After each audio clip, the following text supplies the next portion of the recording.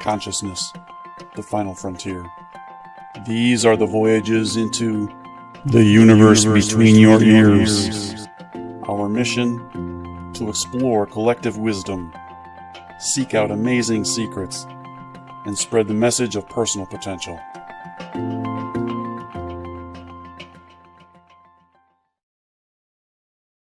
So, part of your job is to tell her, I believe me, this is a gift you give me by allowing me to please you. And I'll let you please me. Just, if you could let me please you, it would just be such a beautiful thing. And, I'm not lying, and never lie. If you really don't like it, don't do it. If you really don't like it, don't do it. Don't do things that you don't enjoy, because we can tell. We can tell. And it starts resentments building up. Of course, yeah. Also, so. What comes to mind is you need to take your mind out of it. You need to silence your mind. Yeah. Right. This whole transactional thinking that you're talking about. Yeah. Right? I mean, and the question is, if all of the rest of our lives are very transactional, mm-hmm. right? Can you really escape from it without holistically really looking at your life and transforming your life, changing your life to such a setup where you're not running like crazy, you're not, constantly having to do some work for somebody else, and, you have certain responsibilities and to do things that you're not enjoying, but you have to do it, So if you're not, you haven't freed yourself from that, can you still have this in the bedroom, or really one could only come from achieving this first? What do you think? Well, I think that you can grow anywhere. You can start really on any of these places, and I believe that it's great to dig deep on one thing and really expand yourself, increase your awareness and your sense of connection to self in that area, and that will generate outside of the area. For example, it's my belief that for some people, doing something with their own home and clearing away clutter and claiming their home and the beauty within their home, the comfort, that actually generates beyond the home and becomes an empowerment experience for the workplace. So for example, or for the sex life. And I think it can happen starting with the sexuality too. I think you can claim a beautiful sexual experience with a partner and grow the whole rest of your relationship as a result. And then also grow your ability to be seen and powerful in the workplace, and probably fix the stuff that's going on in your house too, because you're going to be wanting to make it sexy and hot. I've seen this happen many times, because now it's like, let's kick the border out. That happened once. What's that guy living here for? We need privacy. And the guy's gone. And then they cleaned out the guest room, and then they thought about getting the house refinanced, and they did that so they could take a trip. But they'd never wanted to take a trip because the sex was so bad. So it all kind of built on itself and created this place where they lived in a house with a border. They didn't have the money. I mean, it's so interesting how it all kind of goes together. So in answer to your question, I believe that we can start with many different places. We can start in many different places in our lives, but sex to me is one of them, and actually a very powerful place to start. I love it. I could see how you could, you got all these obligations and stuff to do, and you're busy out here in the rest of your life. But being able to come home, come to whatever, to that time with your partner, that's vacation time. That's where you can leave it all behind and just unwind and really just get back in touch with energy and all that. Yeah, absolutely. So true. And the studies actually support this as well, the psychological studies. So I did my dissertation on the way that therapists deal with sex in their practices. And then I taught them my model and tested to see how they did afterwards. And what I found, and I did the research for the dissertation, is that therapists are not trained around sex. And they basically don't talk about it in their practices in general.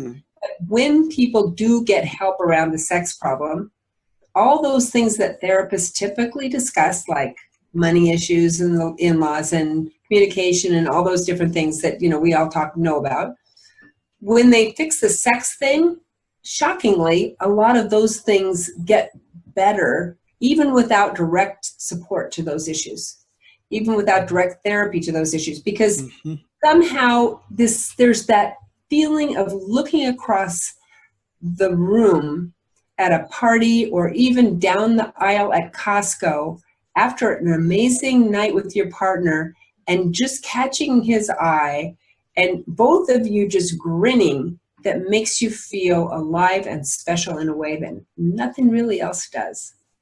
And everything else, all of a sudden, like, what are we going to make for dinner becomes a fun question. And, my friends are coming over next week. All of a sudden, you're looking at each other differently, and they think, what's with you guys, And you're like, oh, nothing, It's great. So it's an appropriate and fun and effective place to start your growth and your connection to source and your whole manifestation experience, because it's an embodied practice. That's an amazing way you put it. So this is the way you start transforming through this. Yeah. And probably, one of them, but probably the most powerful one. It's very powerful, because one of the things that happens as you transform is you release some really core shame. And when that starts disappearing, then some of these other pieces are easier. It's not as hard to deal with some of these things. When the core shame and the wounding disappears, then these other pieces fall into place. Do you believe, Tim, just to follow up, right? Yeah. Do you believe that for the most people, could they overcome all those limitations by themselves, or you would definitely recommend that they go and get like a sex coach help, I feel like it's hard to see ourselves in perspective. Certainly there's a lot of reading you can do. I'd love it if people read my book. There's practices there. But one of the things, and there's plenty of books at the back, there's a whole list of resources, fantastic books. And I would encourage anybody listening to read those books, read my book, reach out to me, send me an email. My email will be here in the show notes. And to get any questions answered. But one of the problems with sex is because it's so personal, it's almost like we can't see some of it. And it becomes a little bit, it just is a little hard to know, if it's okay to ask about certain things. We assume that we're the only people who've ever experienced whatever it is. And I'll tell you what, I've heard it all. But the people I talk with, they're like, you've never heard this, and I'm so embarrassed and ashamed to tell you this. And I'm like, that's never happened that I've never heard it. So I do think it's very helpful to get professional help. And now that there are sex coaches and other people who support this process out there, there's no reason not to. If you get a life coach, get a coach for your fitness to help you, or a personal trainer to help you do sit-ups and push-ups, you know how to do that stuff. A lot of the stuff we don't know how to do. Oh, and just to clarify, the sex coaching that I do is communication. It's not touching. People have such a great imagination. They'll say, "Do you have sex with your clients?" I'm like, "No." You have a great imagination, but I don't. So so it's a very easy to access kind of process. You don't have to take your clothes off in the office or anything like that. It's all about understanding yourself, using the same kinds of learning that you would have in another kind of coaching situation. You said what I was going to say in that, and I'm repeating myself, but it keeps coming back to this communication issue, because if you've got that connection with your partner in the bedroom, where you can only have that if your communication is good. Right. So that idea, when you're communicating well, even if it's not stated verbally, you understand that you're on the same team. Yeah. Right. You're not opponents trying to blame the other one. Well, that carries over into the financial conversation, Yep. into every other conversation.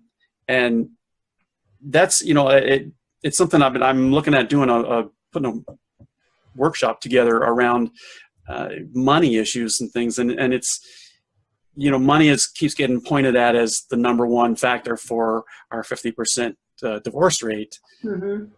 But money is not the problem. It's the conversation between the two people about the money situation. Yeah. Because if they both if they both see it the same way, then you can have a common goal and you can understand that we're working towards this and things are happening. And you're going to struggle together, but you're not struggling against the other one at the same time. Exactly. Right. Yeah. Completely agree. It's very similar. It has a lot of similarities because it's based in our childhood beliefs.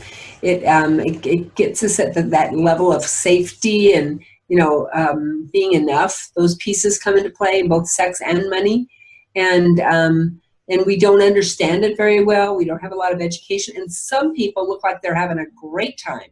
And you're like, what's wrong with me? What's wrong with my life? Yeah, right.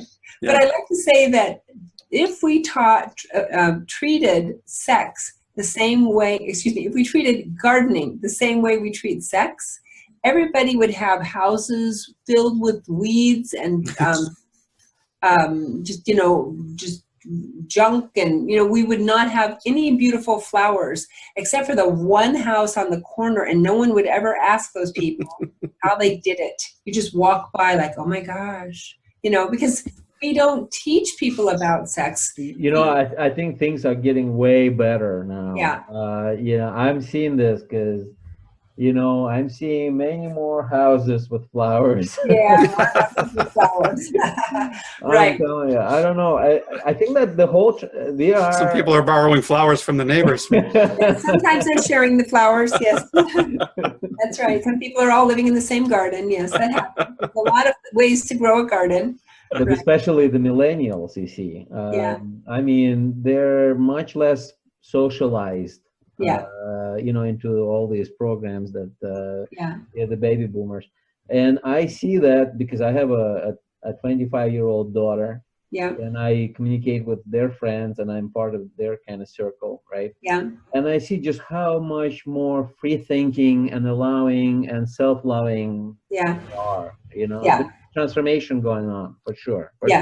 Right. No, I really think that's true. I mean, one of the things about that group of people, if they've been raised on Sex and the City, that that's right. Yeah. And the women had the model that women like sex and they talk about sex. So that has happened for them. I don't know if the men do it that much though. I think the guys are still pretty stuck in feeling like they have to perform a certain way. They need to have a certain, they need to be, 8 inches long, hard as steel, and last all night. That's.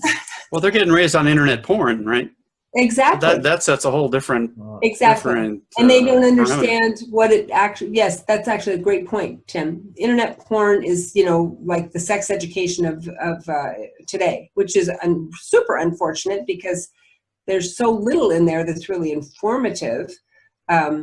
It's rather, I don't know. Anyway, we all know what that's about. And it doesn't lead a young man to understand how to be a great lover or how to be even a present lover because it's set up in such a specific way for the camera angles, the way that the women are coached, the way that the whole thing works, very formulaic, and doesn't lead somebody to understand at all really what's going on. And there's nothing about the interaction between the two individual people. No. Right. There's nothing about, I don't want to use the word relationship because it just sounds stupid. Well, it's porn, of course. But even though not that I've ever seen, I've heard that even the ones that sort of try to give you a scene, it's still so, it's like, okay, that's not realistic at all. Yeah. Right. So there's no communication. They don't talk about any of these 7 areas. They don't talk about like the environment. The woman is seldom empowered. She doesn't really tend to have a voice. It's designed primarily for the male audience, young male audience. But a lot of guys get really socialized to porn, and so, there are people who talk about having such a connection to porn that they have trouble with erotic connection in real life. Like they can't have orgasm without porn. And that, you know, I don't know if that is I've never seen that quantified, but I know that anecdotally that's discussed, that some men, you know, will say that they have just, you know, their practice of masturbation with porn has led them away from their relationship because it's not as good as the porn masturbation combo. And now they're dealing with a real person, and, you know, and then the vulnerability comes up, and they have a certain way of masturbating that works. And when their wife or girlfriend or partner doesn't do it a certain way, then they don't know how to ask for it. See, it's all comes exactly back to what you were saying, Tim. If then he could say, okay, this is how I do it, you know, that would allow them to talk about it, but he's embarrassed that he does it. So then he doesn't say it. So now she feels inadequate. Maybe he's not into her. And there goes a really sad moment. Yeah. And I can see how easy it would be for so many people guys that are growing up on this stuff, that they have no social skills with the opposite sex. They have virtually no interact. They don't know how to talk to a girl. Yeah. You know? And so on the occasion that they manage to get to that point with somebody, that's how it's going to go, was, you know, it'll be a one night in and done. Yeah. You know, unless she's as messed up as he is, that's also possible. It's exhaustion. I mean, what you're saying about the young man, actually, a family member of mine came and stayed with us. He is 16. And it's from exhaustion. I mean, just like it's energy, right? So you could really use it up. I mean, if you think of it, right? How mysterious will it be for me to look at the beautiful female physique, right? A beautiful body, if I'm all surrounded by all these magazines that are like displaying nude models to me, right? Obviously not. So we are totally not you know, treating this energy with care, right? Yes, we need to preserve this. I mean, I mean, we were on the other end of the extreme, you know, when we were all like covered and there was no openness about sex at all, right? But a little uncovered female knee would like make our hearts beat, like go racing like that, right?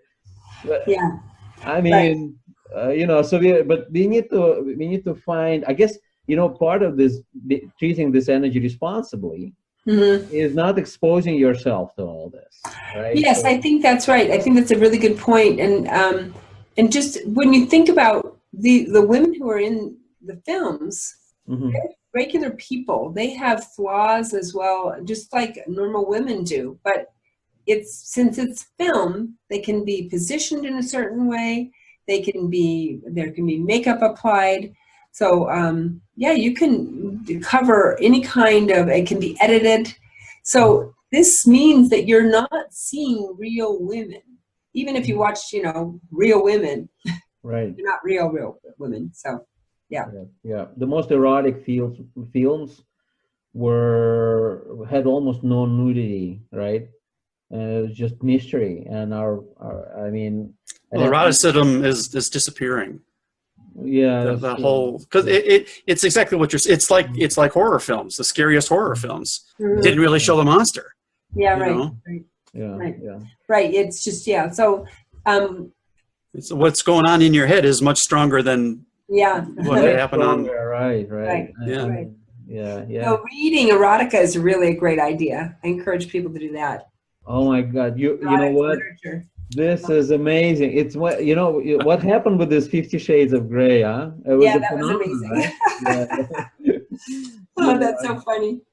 So I have to tell you a funny story, but when that book was so popular, my husband had read it, and we were in a coffee shop, and there's this young woman reading the book, and he said to me, or maybe I said to him, let's say I said to him, I think I said to him, you should go over to her and whisper in her ear, get on your knees, you horrible slut.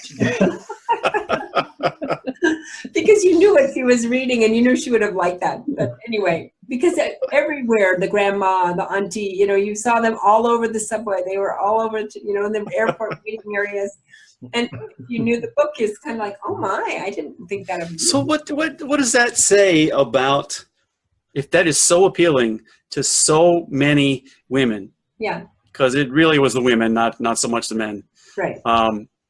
And I don't know what the reason for that is. That's probably another subject. Submissiveness. But it's, yeah, but why, what is that piece that makes that so appealing? Well, that's called erotic power exchange. You know what? I'm going to turn my lighting up. I was waiting for a convenient time to. I'm getting dark, and you. Yes. Hang on a second. Not for all. You see, Jane mentioned before erotic vocabulary, right? Not for all. 50 Shades of Grey. Oh no, of course not. Was not popular among some of the people I knew. Like they couldn't even. They thought it was just disgusting. Yeah. Yeah. You know, Sure.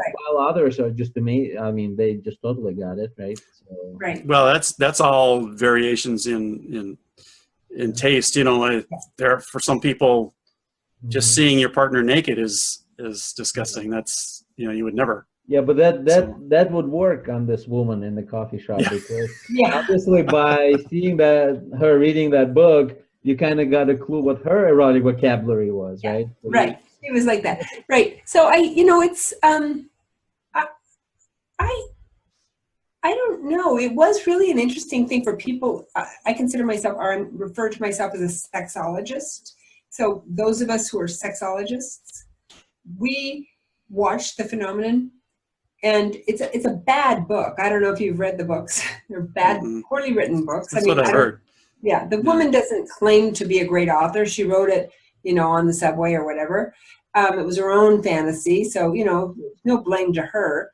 But the book also doesn't describe the relationship in an erotic power exchange couple where there's a dom and a sub. It does not appropriately describe what happens in that dynamic. It's not like it is in the book. The book talks about how he kind of subverts her into it and coerces her into it. In a real BDSM relationship, whoever, if it's a woman or a man, the sub desires beyond anything to be dominated. It's not a coercion in any way.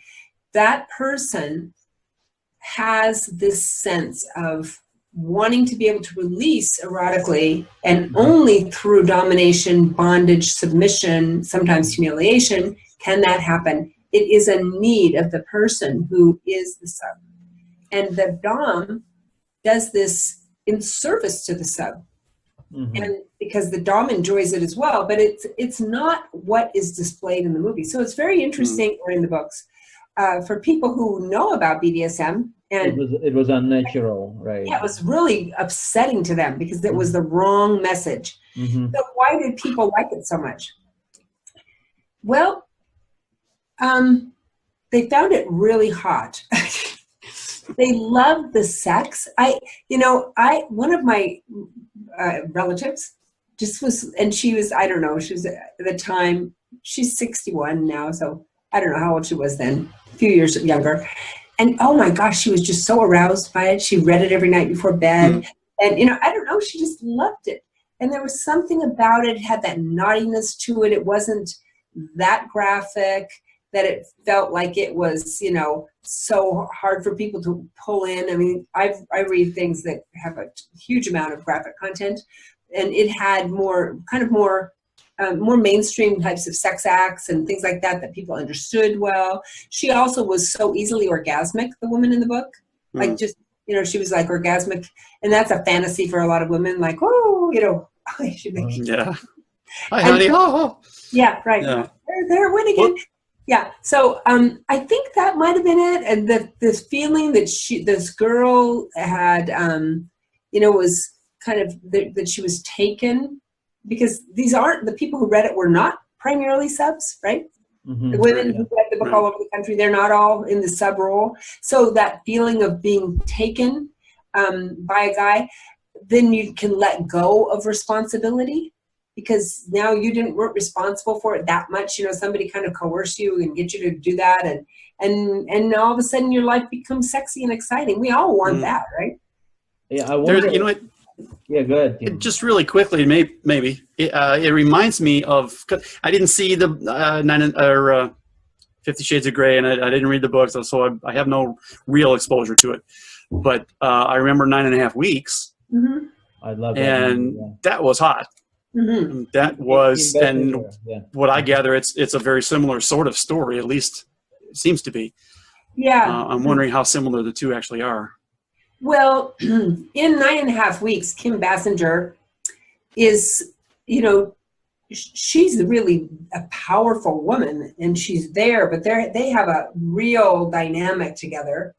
And, he's pulling her in, and there's a resistance, but they're equally engaged in that, Whereas in the 50 Shades of Grey phenomenon, from my understanding, the way people responded to it, it was more that she didn't have as much empowerment, which I thought was interesting and challenging, that she was, in such a different power position to him.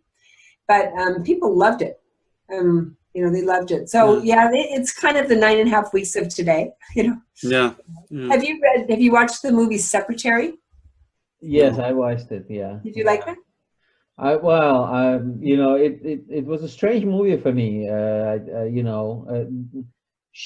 think she does enjoy, in that case, right? She does enjoy the submissiveness, and that dynamic was not unnatural, right? No. That was good. Yeah. Right.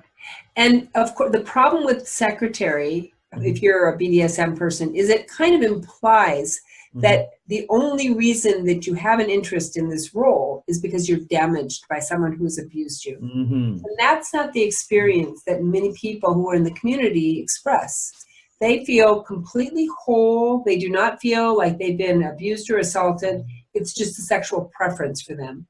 So they would push back on the idea that it's that because she's depressed, the woman in the movie, and it's a really good movie, Tim, you should see it, but it's a dark comedy, actually. She's actually got this psychological distress, and his discipline and domination over her allows her to release from the distress of her own internal demons. So that's a different kind of dynamic, but it's still an interesting movie from that standpoint. Do you think that those movies were finding their audiences outside of our Western culture? I wonder. I never thought about this. How, for example, a Hindu person would watch that? Somebody who is, knowing about Kama Sutra and all that, right? Yeah. I think they're probably watching this and thinking, my God, they have no idea. Yeah. They're really behind. Right. Yeah, I agree. My daughter spent a year in India 2 years ago, and I, having learned about her sisters, it would not resonate at all. The way that the movies that she came home having watched and then brought home, the Bollywood movies, and the way that the world works, it just would be completely out of alignment with their sense of connection to a partner. So that brings an interesting point. You guys mentioned before that money had nothing to do with it. I beg to differ. I think our whole society, our system, predetermines these results in the bedroom. I'm telling you, they are socialized into this system based on competition. It's taught to kids from the early days of school. They're being programmed there. That gets translated into the sexuality as well. They're growing up competing, comparing themselves in the locker rooms, this and that, and it's just that influence goes there, and that's not the same way that people outside the Western societies in many cultures. That's not how it's done. That's very interesting. I think that's really an important and interesting point. The whole transactional piece. Tit for tat, so to speak. That exactly. But the very first question a kid with my boy is asking, "What's in it for me?" I mean, you know, so they're already kind of thinking that way, right? Well, which you might say, okay, this is self-love, right? Yeah. Well, you know, but it's tit for tat, you know. Yeah. Let's not confuse. Yeah, that's unfortunate. That's a good point. Really well put. There's, you know, on the subject of those movies, I have a little bit of exposure to Bollywood movies. Not much. I can't. There's just nothing there for me, so I just can't watch them. Yeah. But they're similar in the Latin movies and stuff, in that it's sex all over the place, but it's taboo. Yeah. Right. It's blatant. I'm throwing them in your face, but you're not supposed to be looking. Yeah. Right. Right. You know, and I have a lot of exposure in the Latin community, and from the minute they wake up, the girls, it's how tight can the pants be, and and it's all about showing it off and teasing and all of that. Yeah. Until the door closes, and then, well, no, I'm not that kind of girl. Yeah, right. What are you insulting me? So we're not. Yeah, this is not the only culture with confusing messages. Sure, totally. Well, it's it's part of the human experience to figure out how to navigate this piece. Yeah. It's not easy all the time. We're trying to do it in a way that makes us happy and still continues to bring the species forward, and yet not to be like just rampantly having, fornicating, as they say, we can contain it.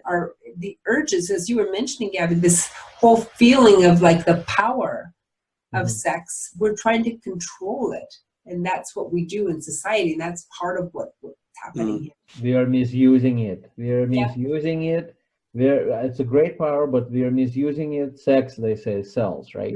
Now, of course, sex sells, but you're losing something much more important, right? Yeah. Well, if we were teaching kids early on about it and how to channel it, and say, because you're going to have, especially when you're younger, you've got the hormones are going, and you've got this sexual energy that's there all the time.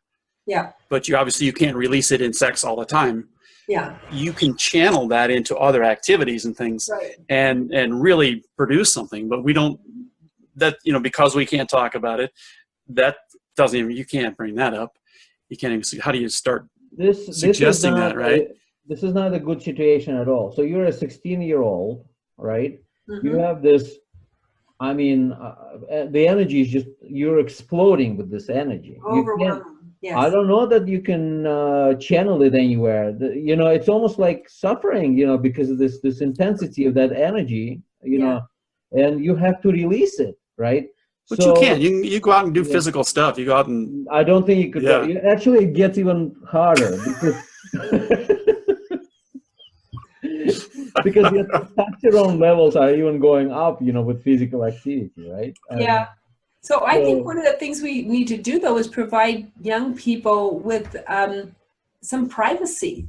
This is one of the problems, is that young men in particular, and women as well, don't have any privacy in their own homes. And it's one of the reasons that lots of men have problems with early ejaculation, because they're trying to understand themselves, self-cultivate, back to the garden idea. They're masturbating, they're learning themselves, and they have this overwhelming desire and urge, and they develop a very rapid masturbation practice that ends up showing up in their relationships later. For some people, it's devastating, and they're not able to ever have the kind of sexual connection. They can't even achieve intercourse because of it.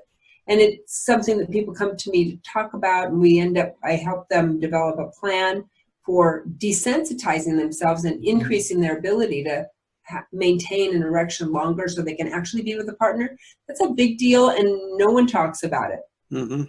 But it comes out of the childhood experience or the young adult experience of being in a family where there's no privacy and where adolescent sexuality, isn't honored. you know, no, most parents aren't going to say things like, well, you know, go ahead and masturbate in your room, you know, we won't come in. That's not what I'm talking about. I'm talking about just giving your kid a lock on the door. So that I know privacy, I understand. Yes, it's a step forward, right? Yeah. But okay, but if we really step back and build our society based on like science, right? Yep. You know, then I would take it a bit further and I would say, look, you know, we have supply and we have demand, right? Yep. So we have these kids, and I know we can give them privacy or whatever and do that self-discovery, right? Mm-hmm. But wouldn't that be so much better if your first experience was with a very experienced, talented, professional, sexual, warm, giving woman, Yeah. right?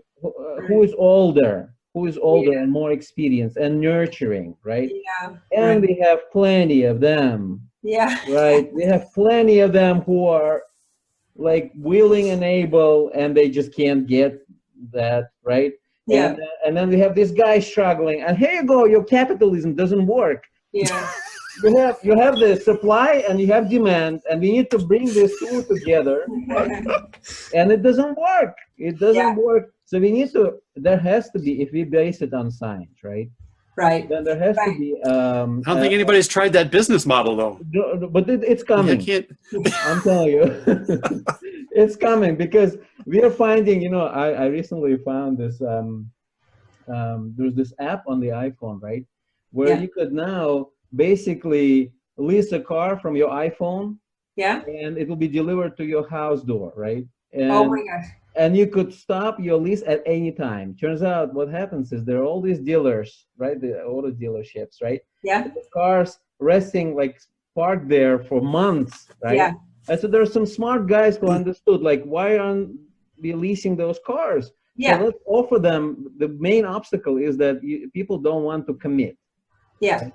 So they decided, look, let's have them get the cars like a delivery service, and you could stop your commitment anytime. Yeah, and you just pay as you go. So they found it. They found this problem and they solved it. Right? We have a problem. These kids, they cannot. I mean, privacy, yes, but we need to bring these two together. Problem solution. Well, there'll be when I see your app for that. Yeah. I mean, there's some interesting sex apps out there.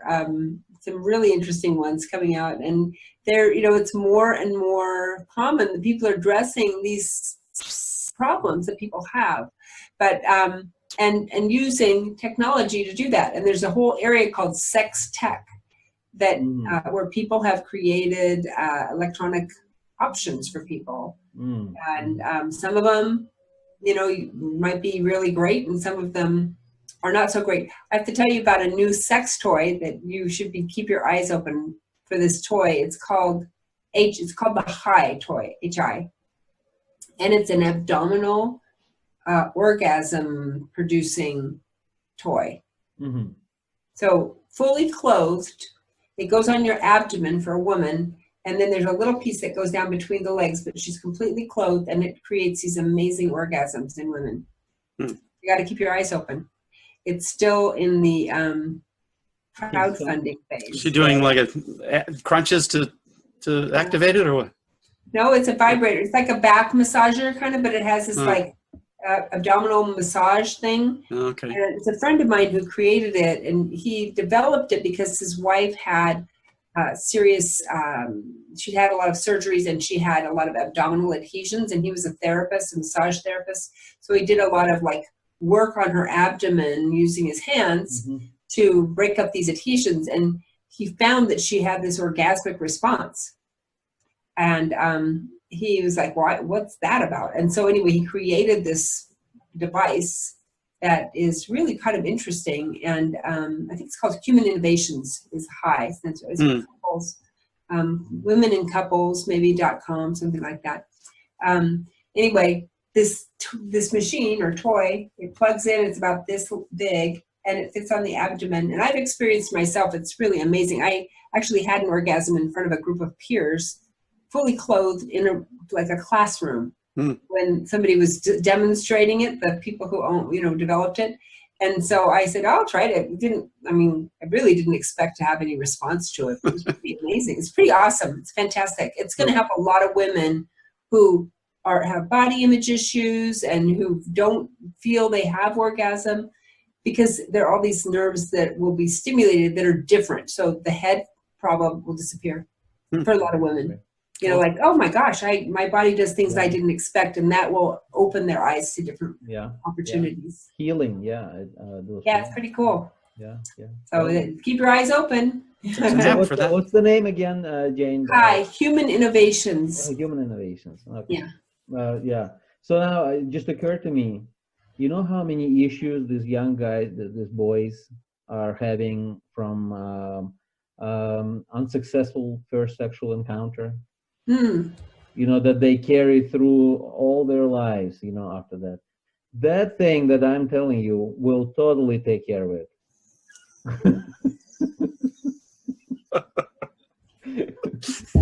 You're laughing, but I'm this is very serious business. I'm laughing at your attachment to it.